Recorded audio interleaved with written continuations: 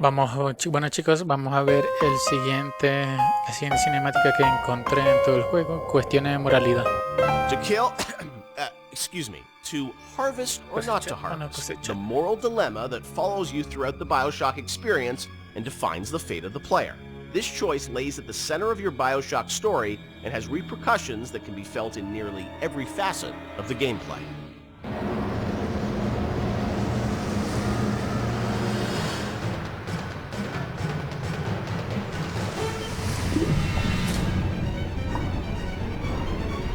Cuestiones de moralidad. Cuestiones de moralidad. Part of Bioshock's lasting legacy, of course, are the Little Sisters and this moral choice that presented itself to the player. Everyone became a water cooler conversation about like, well, did you save them? Did you harvest them? That concept, Ken, was that something that came about early in development, or that binary choice? When did that come into the game? I don't remember when. I mean, we had the concept of them being protected, but I can't remember when you it actually certainly chose. wasn't. When there were slugs, it was not meaningful. I think there was. Do you salt it? Do you not salt it? Yeah. There were resources that you could get, but there was no choice there, right? The choice was, do I want to fight the Big Daddy or not? Yeah. I think once we got into the realm of they have to be empathetic, the player has to have some feeling towards them, which you're not going to get from slugs, then we start seeing that opportunity there of like, okay, nobody's going to want to do harm to these girls, or do they? Like, and do we allow them to? It was we weren't comfortable with it at first when it first came up that we could. I think it was important that it was a way to reflect the sort of larger economic questions of a world like Rapture, where where the economy drives everything. Are there any limits to economic decision making versus moral decision making? Because that's sort of what the Randian notion is that it's not the role that you don't sort of legislate morality. Let's try to take that to an extreme and see where that ends up. And Little Sisters sort of became that. And in this world, they became a commodity. And the question we have for the players, are you willing, they're a commodity to you as well, potentially. Do you want to participate in the commodification? There was, I think, a fair amount of nervousness internally at the publisher about it for a little while, but pretty quickly they were able to sort of say, look, we trust you guys, and go, do this. And I only had a few, the press, and this sort of happens over and over again, the games press worried a ton about it and wring their hands about it. They ever recognized it was a setting topic, but that it was done to a larger purpose, that it wasn't just sort of like, hey, this is the game where you kill children. And that was a sensitivity. I know that like you guys wanted to call them little sisters, not little girls, and it was and it wasn't it wasn't killing them, it was harvesting them. And I mean, you did some things probably on purpose, right, to sort of explain that this you weren't doing anything vicious to them, right? Well, I mean, they do sort of disappear out of you, and a big slug out of their belly, comes up.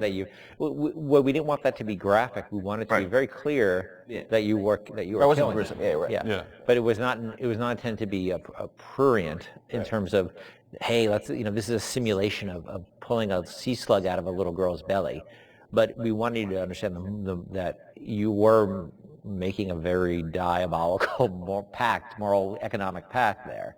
And we think that came across, and I think it came across well enough. And I think the test of how well it came across is, I think most people didn't really thought of it as am I willing to do this thing or not? Right. And people would tell us stories how their girlfriend saw them harvesting, and then they literally slept on the couch that night. Right. And that's an interesting, that was interesting how people connected to a 3D mesh that's really no different than any other 3D mesh in the world. This little sister, she's not a person.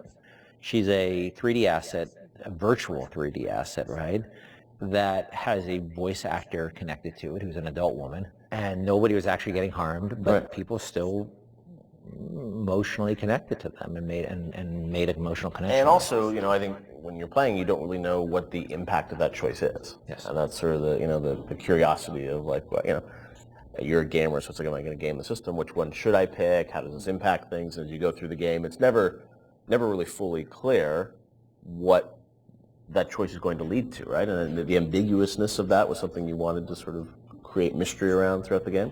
Yeah, we went back and forth a lot about what the rewards for harvesting versus saving would be, and actually I think we should have really pushed further that the rewards for saving were much more, should have been much more meager than the rewards for harvesting, just to really sort of put you up against the wall, push you up against the wall and say, you know, are you going to stick by your moral guns here? Because you're going to pay for it.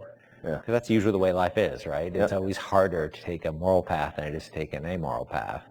But there's incentives to take amoral paths because it's the easier path.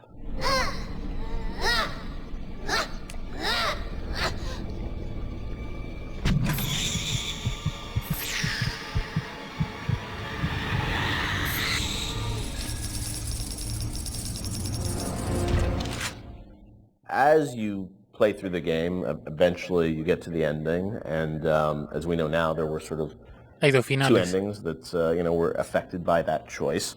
And that was something at the time, I know you said publicly that you weren't in favor of sort of having two endings. Was that in part because, you know, the game is about not having choice, or did you think that, you know, the two endings were, I don't know, like, I'm interested for narratively, like, why you didn't want to go that path? It seemed forced, given that the game really sort of almost made a joke, I mean a meta commentary joke about the lack of agency in games, the lack of meaning of those choices, given that you have these two endings. I guess you could make an argument that, well, you were free, you were given choice of the, you know, once Ryan's dead, and that's really what it's about. But I think we also didn't really have enough time to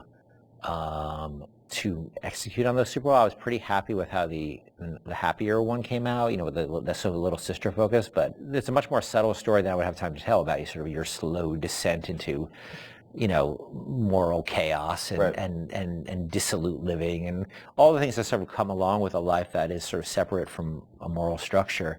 It's a long story. And that's what, I mean, you were just switching a cutscene. It wasn't like you were doing sort of a whole other level that was different or something. So the choice was... There's two cutscenes with very tight time and economic constraints. Or just start a nuclear war. Yes. And that's not, you know... You're a nice guy, or you start a nuclear war. And because we had so many problems on our plate, that was something I had to sort of do in the spare time. So I was pretty happy with one, but not very happy with the other. I know you had said publicly before that there was another sort of more ambiguous ending that you had originally planned, or what would you have done? There was a notion of an ambiguous ending, which if I just wrote one, I would have found a way that would just talk about the moral ambiguity of the world rather than the sort of, you know, positive or negative, because it is such a, look, I think we really tried with Bioshock not to sort of make a game about good and evil. It was really about circumstances and what circumstances lead people to. And how they delude themselves with ideology to do things that they would think are evil, but it's okay because it's for the good cause.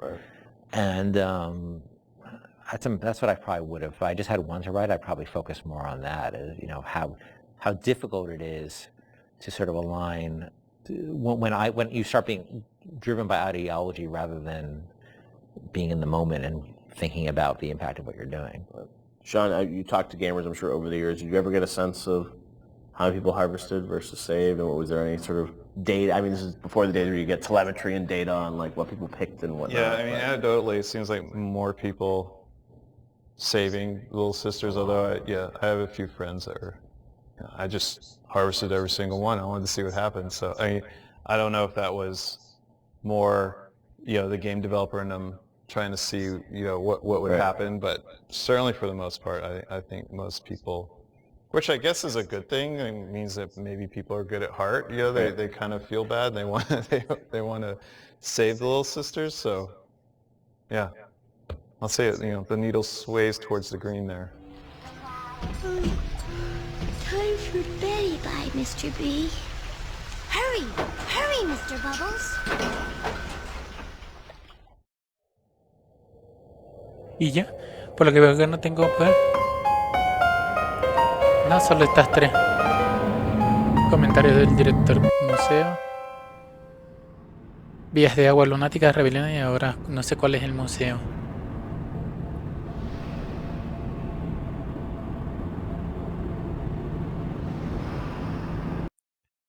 Damos la bienvenida al museo. Vamos a guardar esta entonces y grabamos el museo.